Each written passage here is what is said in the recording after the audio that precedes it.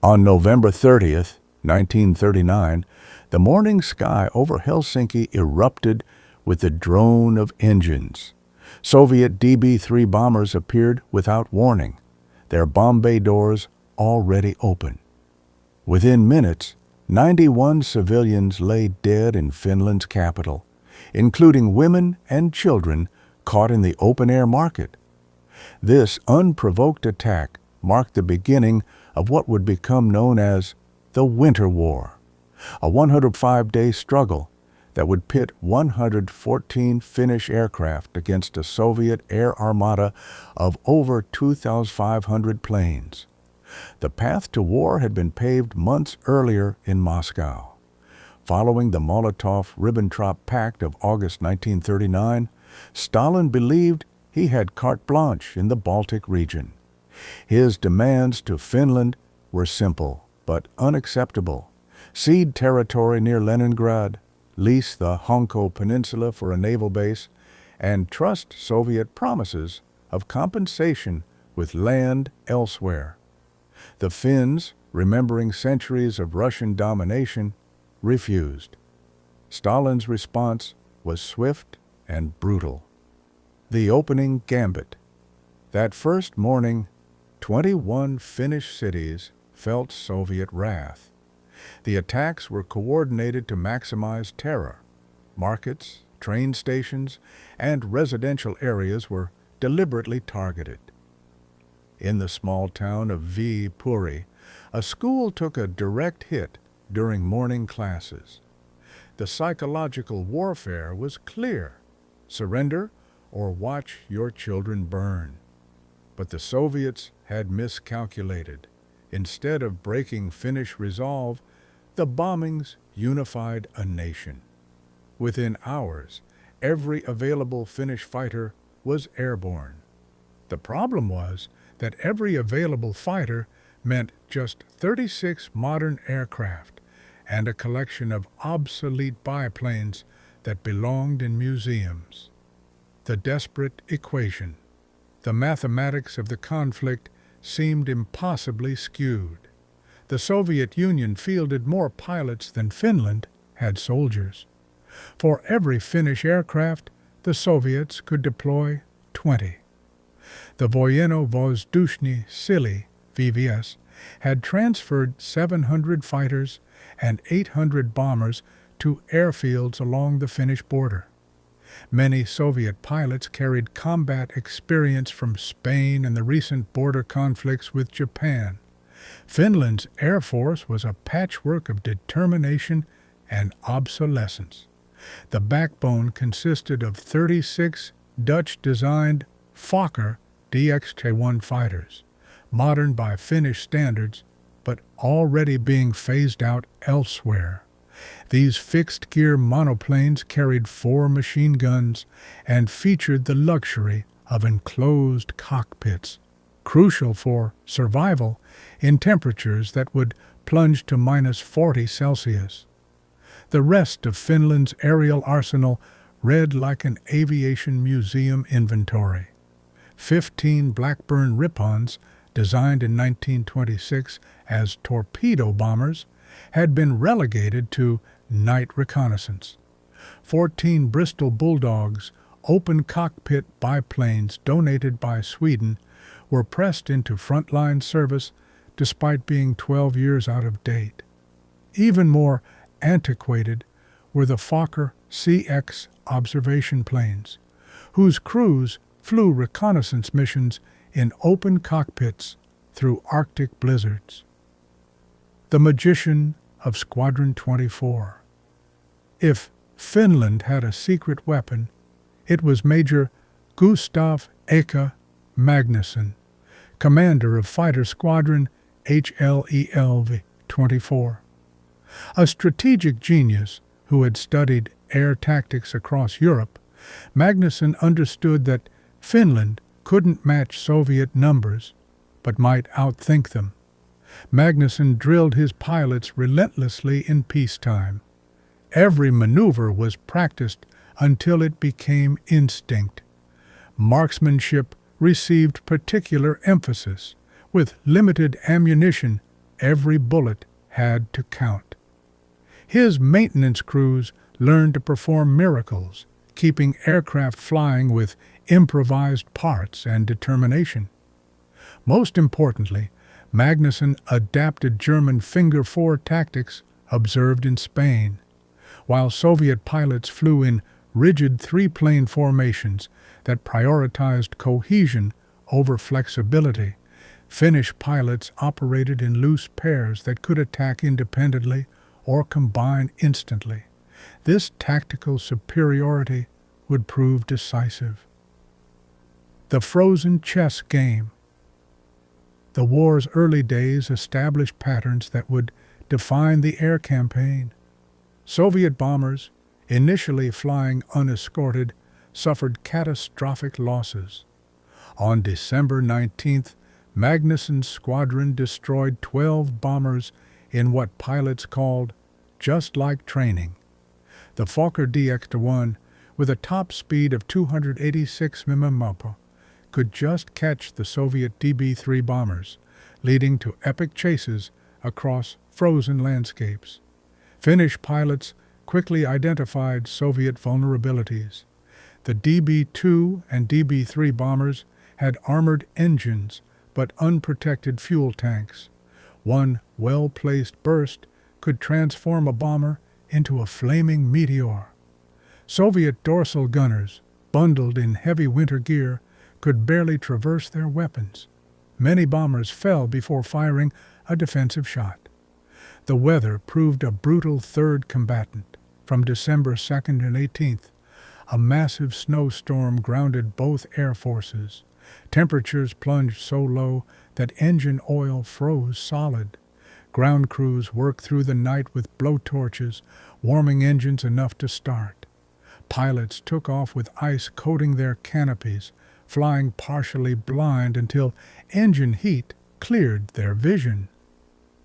Innovation, born of desperation. Finnish ingenuity compensated for material shortages. Airfields were abandoned for frozen lakes, making them harder to target. Mechanics loaded entire workshops onto trucks, creating mobile maintenance units that could relocate overnight. Dummy aircraft made of wood and cardboard drew Soviet attacks, while real planes hid under forest canopies. The radio advantage proved crucial. Every Finnish fighter carried voice communication, allowing coordinated attacks and instant tactical adjustments. Soviet fighters, their cockpits too small for bulky Russian radios, flew in enforced silence. Finnish controllers vectored their fighters onto unsuspecting Soviet formations with deadly precision. On December 23rd, this system reached peak efficiency. Ground controllers guided Finnish fighters to intercept a large bomber formation. In 20 minutes, 6 Soviet bombers and 2 escorting fighters fell from the sky. Only one Fokker was damaged, its pilot nursing the damaged aircraft back to base. The international response, Finland's David versus Goliath struggle, captured global imagination. Volunteers flooded in from 30 countries. Sweden, while officially neutral, provided massive covert assistance. Swedish volunteers manned anti-aircraft batteries, drove ambulances, and even formed complete military units. Most significant was Swedish Flight Regiment 19, an entire squadron of Swedish pilots flying Swedish aircraft based at Kemi in Finnish Lapland.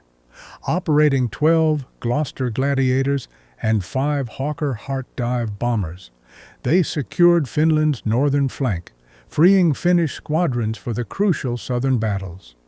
International aid poured in through Swedish ports. Britain sold 30 Gloucester Gladiators, outdated biplanes but desperately needed. France contributed 30 Morane-Saulnier MS-406 fighters. Italy provided 33 Fiat G50s. The United States sold 44 Brewster B-239s. though these would arrive too late for the Winter War. This international garage sale created logistical nightmares. Finnish mechanics suddenly faced American, British, Czech, Dutch, French, Italian, and Swedish designs, each requiring different parts, tools, and maintenance procedures. That they kept these disparate aircraft flying through an Arctic winter remains one of the war's unsung miracles. Lieutenant Cervanto's 4 minutes, January 6, 1940, provided the war's most dramatic single combat. First Lieutenant Jorma Cervanto, patrolling alone in his Fokker, spotted 7 Soviet DB-3 bombers flying in formation toward the Finnish city of Tampere. What followed entered aviation legend. Cervanto attacked from behind and above, the classic fighter position. His first burst sent the trailing bomber spinning earthward in flames. As the formation began evasive maneuvers, Cervanto calmly shifted to the next target. 4 minutes and 6 bombers later, the lone Finnish pilot had decimated an entire Soviet squadron. The 7th bomber, trailing smoke and losing altitude, disappeared over Soviet territory. The psychological impact was enormous. Soviet bomber crews, already demoralized by unexpected losses, now feared every cloud might hide a Finnish fighter. Some formations began dropping their bombs at the first sign of interception, fleeing rather than pressing attacks. The Weather War. Finland's savage winter proved as deadly as enemy fighters. Mechanics worked barehanded in -40-degree temperatures. Gloves made fine work impossible. They learned to judge temperature by how quickly spit froze in midair. Tools had to be heated before use, or they would freeze to skin. Pilots faced their own challenges. Oxygen masks froze to faces. Controls stiffened with cold. Gun mechanisms jammed with ice. One pilot described landing with his control stick frozen solid, using engine power alone to control descent. Another told of his canopy icing over completely, forcing him to fly by instruments and memory until reaching lower, warmer altitudes. The Soviets suffered worse. Their open cockpit I-15 and I-16 fighters exposed pilots to brutal wind chill. Many Soviet pilots suffered severe frostbite simply flying to combat areas. Some were found frozen to death in their cockpits after making emergency landings. The Finnish Fokkers, with enclosed heated cockpits, provided a crucial comfort advantage that translated directly to combat effectiveness. The turn of the tide. By late January 1940, Soviet tactics evolved. VVS commanders, many recently promoted after Stalin's purges, finally adapted to Finnish methods.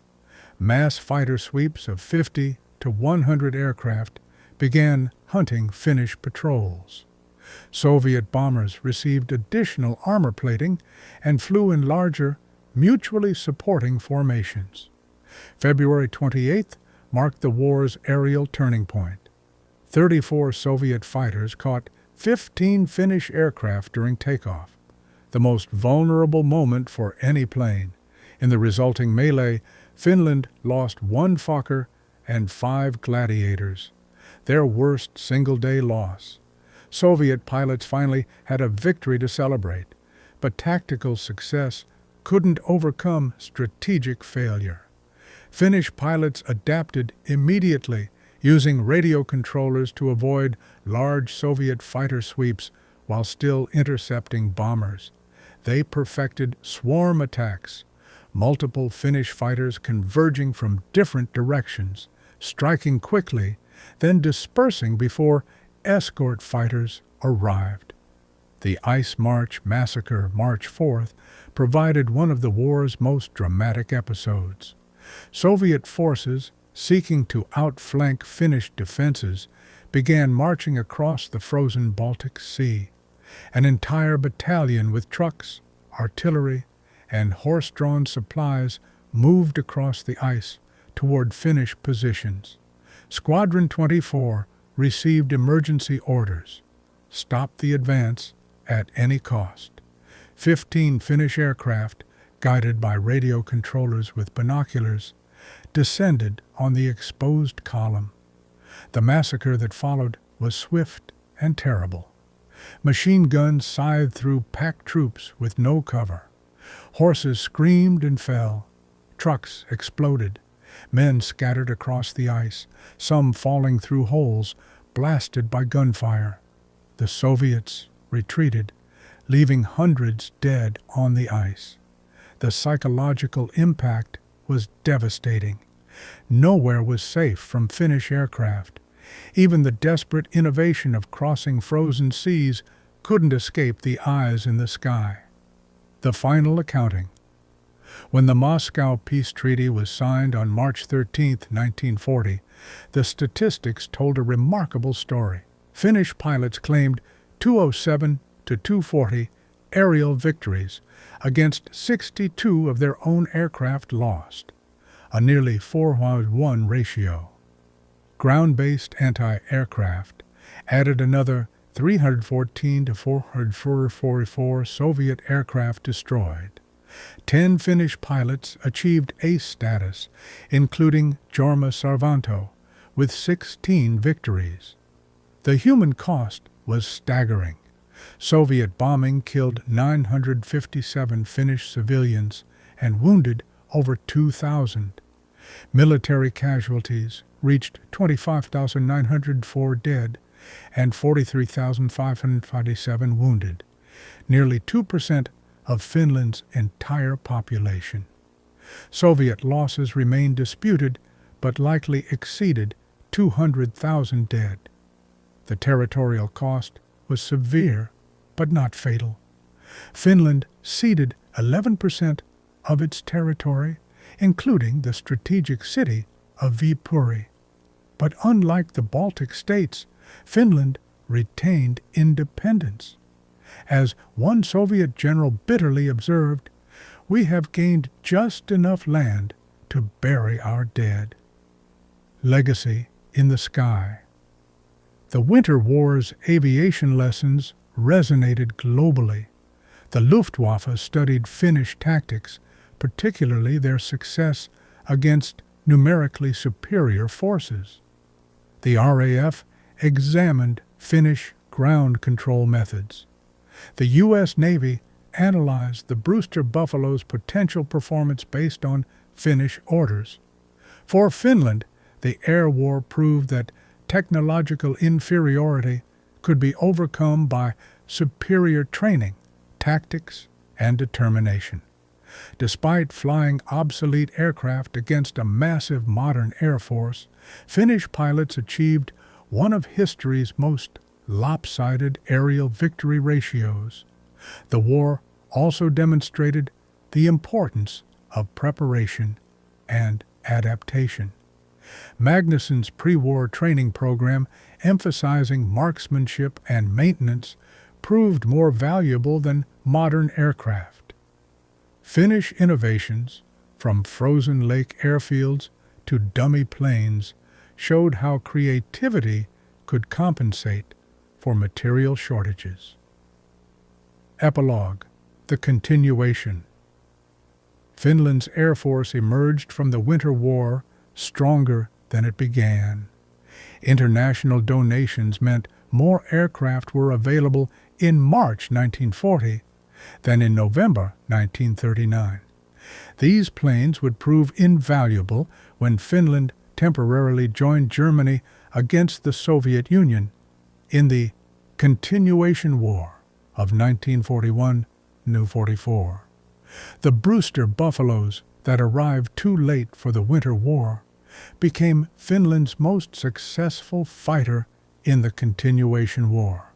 Finnish pilots achieved an astounding 32-1 kill ratio with these failed American fighters, proof that pilot quality mattered more than aircraft quality. The Winter War's aviation campaign remains one of history's most remarkable military achievements.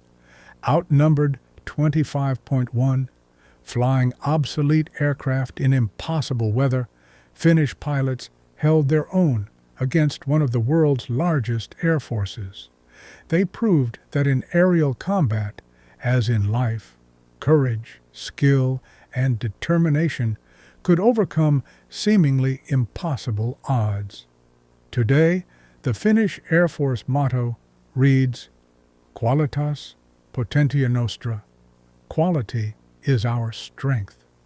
Born in the desperate winter of 1939 to 1940, when 114 aircraft faced 2,500, these words capture the essence of Finland's aerial David versus Goliath story.